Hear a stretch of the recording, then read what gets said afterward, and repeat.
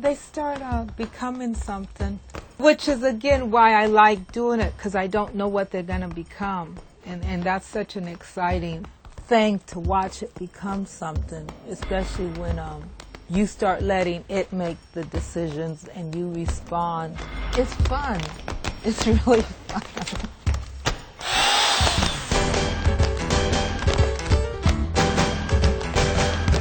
Bring the noise, bring the funk, bring the best you got. Ain't about winning or losing, but loving. Like a hand-sewn quilt, the world of Marita Dingus is a patchwork of discovery, memory, and vision. Her inspired message about Black heritage and personal growth is achieved through community outreach and, believe it or not, even recycling. After years of travel, this Northwest daughter has come home to stay and build on a body of work that's profound and challenging, yet starts with the simplicity of discarded objects. My friend thought this was a rabbit hutch, but it isn't. I only have chickens. Actually, the art needed to be outside because there's no room inside. It's been sentenced to the backyard of my house. They've already had other lives. They've been at museums and everything. Ah. So they've had their chance. Are you emotionally attached to these? Only because I made them. Yeah. But they do just fine out here. I think they're happy. Well, you know, I sense a little Boeing surplus. Now, your dad worked at Boeing, right? Right. He worked at Boeing. And he always kept me with a hammer and nail if that's where I wanted to be. So between my mother and her sewing and him with his metal manipulation, Right. I feel skilled in doing it all, though I'm a little more handy with the sewing machine.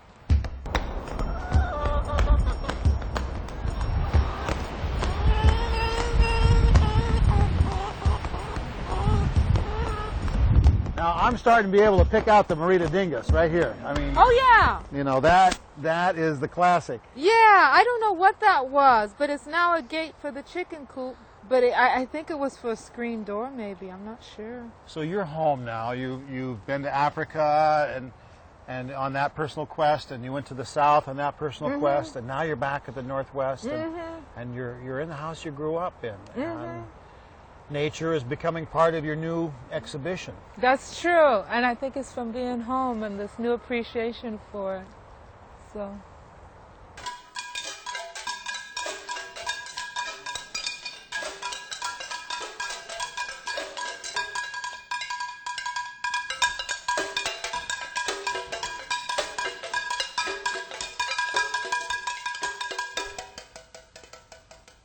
Marita, what's new in here? What are you working on now? The cork people, made of wine corks. A friend of mine, Vicky Helper, gave me a garbage bag. This actually boxes, this big, huge thing of corks. Are these people that you know? They're kind of little babies. Little babies. Little infants, little children. When I was in Norway, there was these sculptures of these children that I liked a lot, and I said, oh, it'd be nice to do children. And the figure is something that seems to be in your work a lot. It was in my work all the time. Then I stopped for maybe 5-10 years trying to see if I can make art that wasn't figurative, which I did successfully. So now I'm back to the figure again. So we'll see how this show goes and whether I continue to do the figure or go back to quilts and fences and things. And if you're not doing the figure, you're working, for example, on these baskets? Yeah. These were started in Texas. I was living in the South for 4 years. And then since I've come back, I'm going to finish them. I'm adding these oranges to them because I think the colors will be very wonderful to have these oranges. This one's going to get leaves all over it.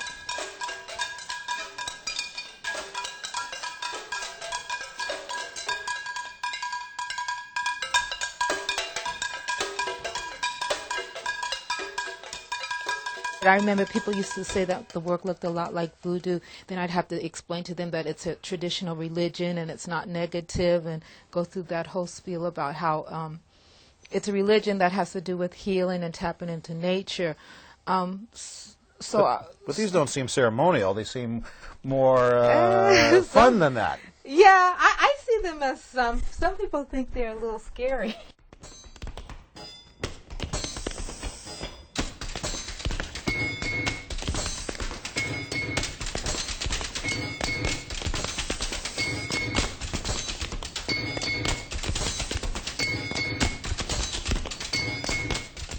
You know, the first time I ever saw your work, I was overwhelmed. I was moved to tears. The 600 slave dolls at the Seattle Art Museum knocked me out. And I'd like to know where the inspiration came from that, and you know, about the materials, and maybe even where that piece is today. I made a trip to Ghana, West Africa, for a conference and to exhibit my work, and went to Castle Elmina, which was a slave factory. And in one room they would keep up to 400 men, and in the other room they would keep up to 200 women. And the rooms were dungeon spaces with no oxygen, and very small for the numbers that they would keep in there. And then, of course, you would be stuck in this room until the ship would arrive, which would take months. And then, of course, the conditions on the ship were even worse. So I was so moved by that experience, I came back to the United States and first made the 200 women. And that took about 6 months, and then it took about a year to do the 400 men. The Seattle Art Museum purchased the 400 men. That was in a show in Norway. But currently it's in storage. Hopefully it'll be up for the public to see again. And the 200 women are at Francine Satter's, and that travels quite a bit because that one hasn't been purchased. That's been almost everywhere, New York, Alabama, California, so that's still traveling and moving around. You said you were in Ghana. Is this part of your exploration of your roots? Or yeah. I went to Ghana, went to Accra, Ghana. I was expecting the kind of the roots or Kunta Kinte thing, but it wasn't comfortable. It was very difficult, and I found Nigeria dangerous.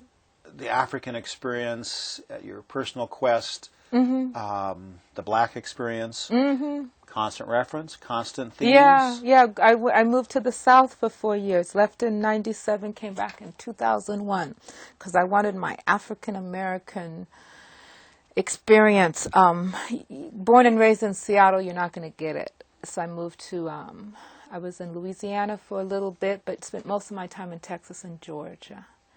And found out I wasn't a Southerner. I thought I could just, again, it was like Africa. I thought I could just go there and everything was good. But I'm from the Pacific Northwest, and it's okay. Now I can sit here and be happy because I know what's out there. Well, Marita, I love these figures and the various fabrics and forms. There's some distinct differences. This piece looks actually quite different than this one. Are they the same time frame, or? No, this would be 87, 88, and this is this year. The face actually is probably a little older, but the actual piece was made this year. So we're talking about a difference of quite a few years, 15. This one's transparent. Yeah. And then here again we see the body more filled in. Yeah, this was done probably about 2 years ago, and when I was living in Texas. It's called Caution Man. And I liked the caution signals. And then I thought about the way African American men are feared, and I says, okay, this will be Caution Man. So this came out of living in the South, and I was quilting more. So I go back and forth, and this is kind of a figurative quilt. They're based on the quilt because the actual body has been quilted. Now, did you dye this fabric? Oh no, I can't get technical like that. Things I like manipulating things that have already been manipulated.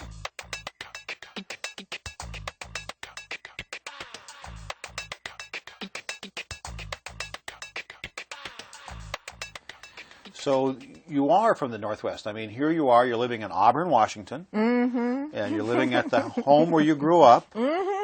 And your studio is here. That's right. And I got to tell you, that's a little unusual, especially for one who has traveled as far as you have. Yeah. I feel peace. I mean, it means that I had the options to make my life anywhere, which I did. But I came back home partly to take care of my mother because, I feel a closeness and an obligation to take care of her. But, it's nice knowing that, you've had the opportunity and you made a choice to come back home. Now, you had mentioned that you had been studying European studies. Weren't you a painter at one time? I was a painter. In fact, my BFA is in painting and my MFA is in painting. And I studied art in Europe, in Rome. But in Rome, Michelangelo was nice, but I liked Bernini, who's a sculptor. So I spent a lot of time looking at Bernini's. What influenced you to switch from painting to sculpture, if you have? The trip to Morocco. They didn't have any figurative work there because it's Islam.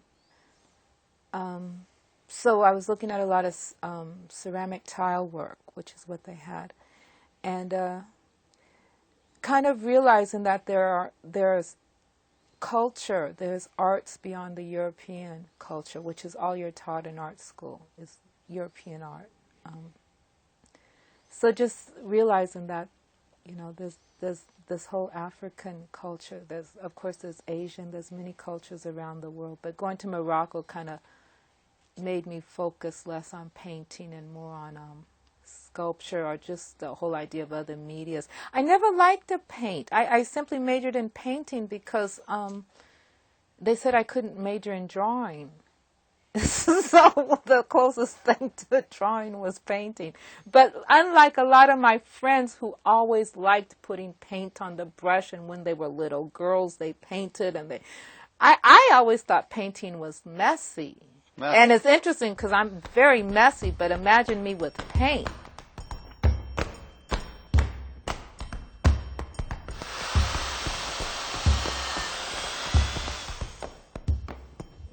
Now this is fat fabric, fleece, because this needs to have some volume to it because it's so flat. So we need to kind of puff it up. So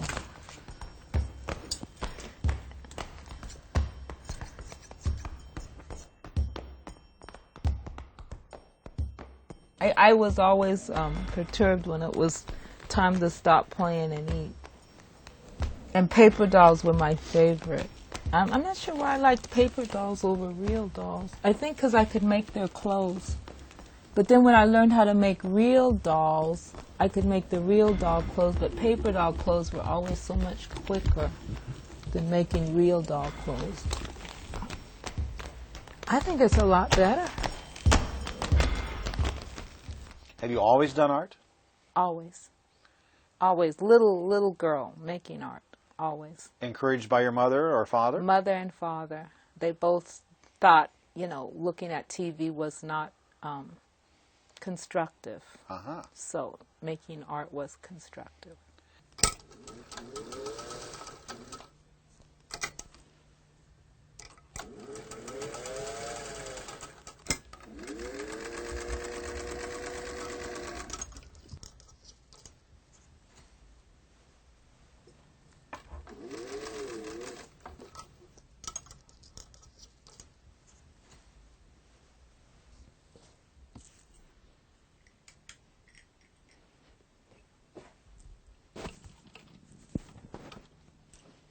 We each have our own machine. She has hers in her room and I have mine.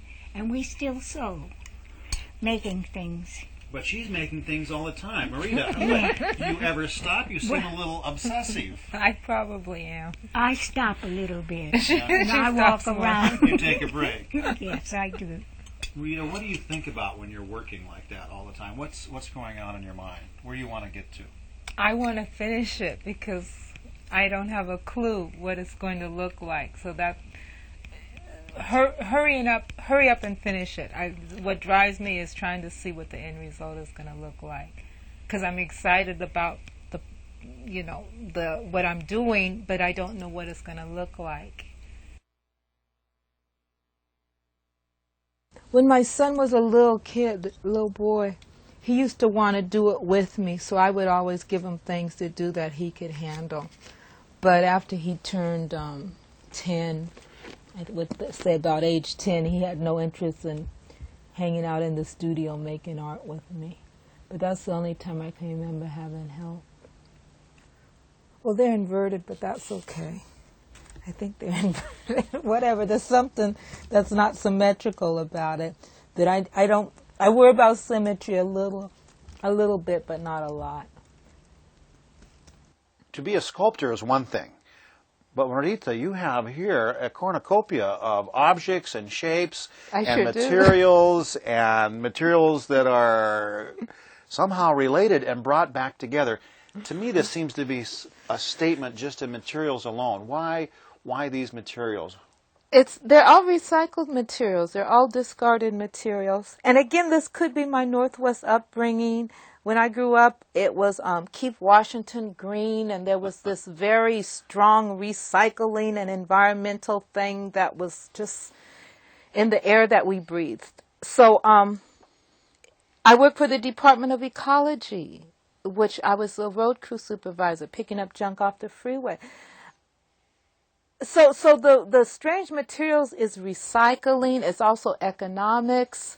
When I was in art school, oil paints were very expensive. I was a single parent. I had a little boy to feed. So, the choice between buying milk and buying art supplies, well, you buy food for your child and you make art out of what you can get your hands on. So, economics and just the concern for recycling and the environment, it all made sense.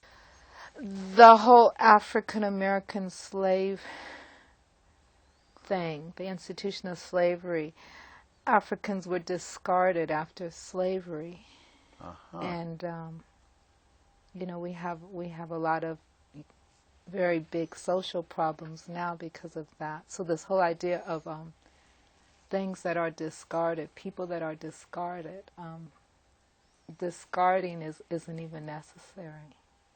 Everything has reason and purpose and can be useful. So that I've always seen a correlation there. And then African traditions. From here we're going to move into one of his most important series that he did, and the series that made him the famous artist that he is. And it made him famous back in the 40s, and this is called the Migration series, and it's around the corner here. Lynching was legal. What's lynching? Hanging? Hanging, yeah. There was a rule. If there was a white person on a sidewalk and a black person on the sidewalk, if the black person didn't get off the sidewalk, they could end up getting hung. I mean, for anything, they were hanging and killing African Americans. So you didn't live. I mean, you couldn't live under those circumstances. Though, in fact, African Americans were moving up north simply to save their lives, to keep from dying. I feel it's my responsibility to give back to people. It's being a responsible person to give. If you have something to give it. And for me to sit back here in Auburn and not try to share with folks would be awfully selfish. It is my very great pleasure to introduce Marita Dingus. And you're going to need to wrap the fabric up with the telephone wire to look like this.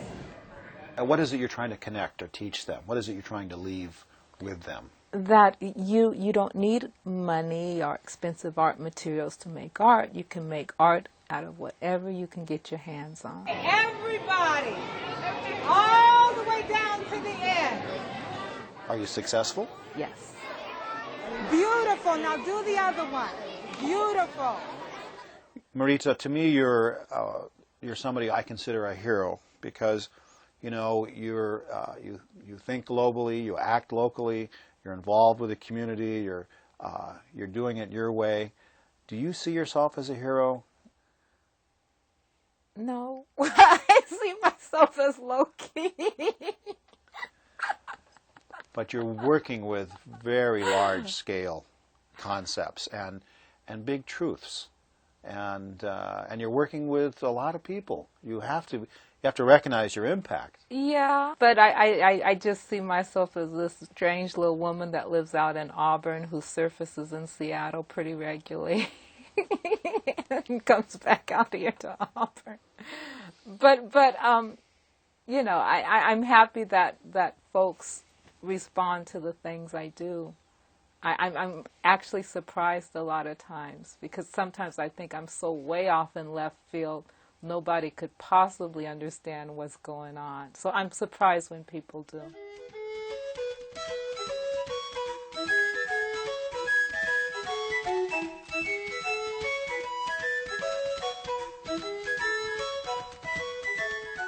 You plan to stay here I plan to stay here forever and a day? as long as my mom lets me stay here. Fantastic. It's home. There's nothing better than home.